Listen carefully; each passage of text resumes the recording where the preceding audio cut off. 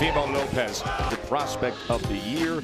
He has done his ascension as the takeover. That was as devastating a knockout as you will see. Lightweight champion of the world. Landed by Commey. Commey, it's all over. Spectacular knockout.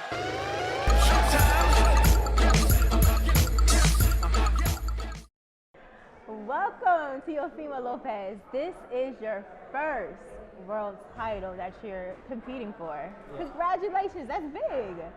Thank you, thank you.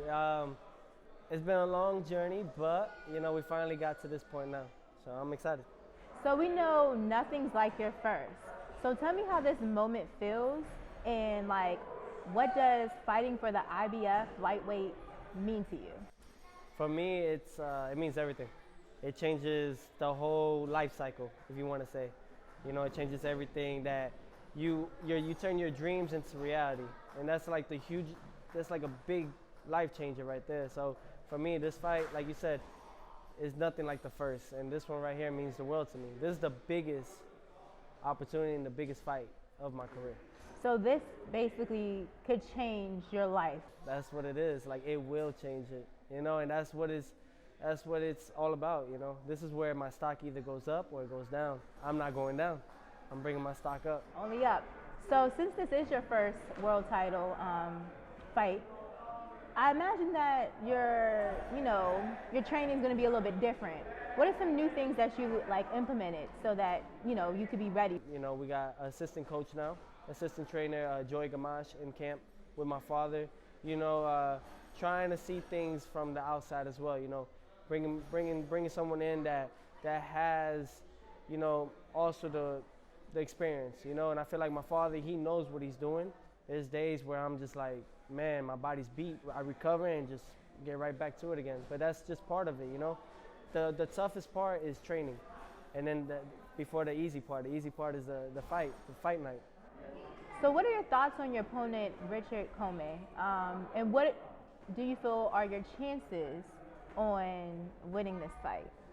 My chances are very high. You know, I'm mentally prepared for it. Fighting Richard Commey is a great opportunity to show all the critics that, you know, I'm fighting the world champion. I'm not fighting someone that isn't known in the sport. You know, he's a two-time world champion for a reason. He has power in both hands. He comes forward, one of the strongest hitters in the lightweight division. But come Saturday night, I will be the hardest hitter in the lightweight division. And I love that with you having the 14 pro fights, like, you're not scared to fight anyone. And you know, that shows that you have no fear. Like, I feel like, honestly, it's a challenge. You like to challenge yourself. If you believe you are the best in what you do, if the critics or anyone out there is saying that there's somebody better than you, prove it. Okay, let me fight you.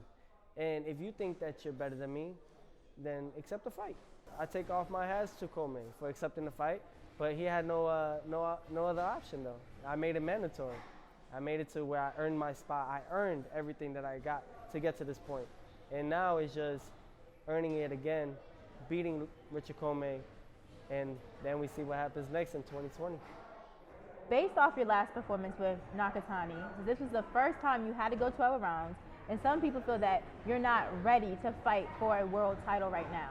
You know, what would you say to your critics, letting them know, like, I am ready, that's why I'm here? Watch December 14th. Honestly, that's really it. To all the critics, and that's what I love the most. It's good. Sometimes you need to have the critics a little excited to feel like they're right, because they'll watch and you get to rub it in their face with success. So Richard Commey's last 4 opponents, he has knocked him out with his vicious right hand. Another thing that was said is that they felt that Nakatani hit you with a couple of right hands. And they felt as though that could be a problem. What have you done in camp so that won't be a problem or it's non-existent? Look, I've been boxing for 17 years now. I'm not punch drunk. I am not beaten up badly, nothing. And the reason why is because I learned how to hit and not get hit. Nakatani fight, I'll be real with you, I wasn't even there. Like, I wasn't mentally, physically, like physically I was there, but mentally I wasn't. I was looking elsewhere, and I was thinking about other things that were going on behind the scenes. But you know what? It's a learning experience. It's a process. The right hands and all that, we've been working on it. I wanna take it back a notch, perfect my craft, go back to the basics that I grew up learning. And come Saturday night, December 14th, fighting Richard Commey, those right hands and everything, are not gonna be a problem. Not an issue. Not an issue at all. So you are known for your entertainment and how you entertain your fans, and also with your solid knockouts. You stated that you don't think that this fight will go the distance because it's two heavy hitters in the ring, and that someone has to go down. So what are your predictions on this fight, and what round are you going to knock Richard Commey out? You know, it's very, it depends. The moment you find out is when you get in the ring with the fighter and you see how they are. Richard Commey, you know, he's a tough fighter. Like I said, he's got in there with guys that have the credentials of top-notch dudes, and he's either knocked them out or he's given them a hell of a fight. So I know I'm going in there with a true champion, you know. But I see this fight not going the distance at all. I see, for me, less than 4, anywhere from less than 5. Let's just say less than 5. Going in, and I think anybody that knows boxing knows what it is. That fight is not going to go 12 rounds, but we're going to prepare ourselves for the 12 rounds, because you never know. So whoever wins this fight between you and Commey, that's going to be the person that fights possibly Loma. How does it feel that that's at almost your fingertips of getting that fight if, you know, you win? Not yet. When we win, that's all I say. Okay. Always being positive. You know, we gotta focus on Commey first. And I know a lot of people, especially on fight night, no, not even fight week, they're gonna ask me the same thing about Lomachenko, and 2020. Negotiations already been talked about. But the whole thing now is just gotta win this fight, and hopefully on their terms, they agree to them, and we can make the fight happen. You know, the fans want to see those type of fights happen. Okay, so before we go, I have to, you know, mention this, that, you know, when you win this fight, you said we're speaking it in existence. When you win this fight, that you would be making history. As the first Honduran. There we go. So how does that feel, you know, being able to make history in your family, but also for your country? That's big. It's big overall. I mean, it's a huge accomplishment within itself. I mean, it speaks volume right there alone. You know, being the first Honduran to win a world title for that country, be the people's champion there, be their champion, literally their champion, for a whole country that, you know, it's a third world country. It's big. The opportunity of what I could do for that country is huge. And let alone all Central America, let alone todos los Latinos, all my people, all the Latinos, all the young kids out there. I mean, this is a huge movement.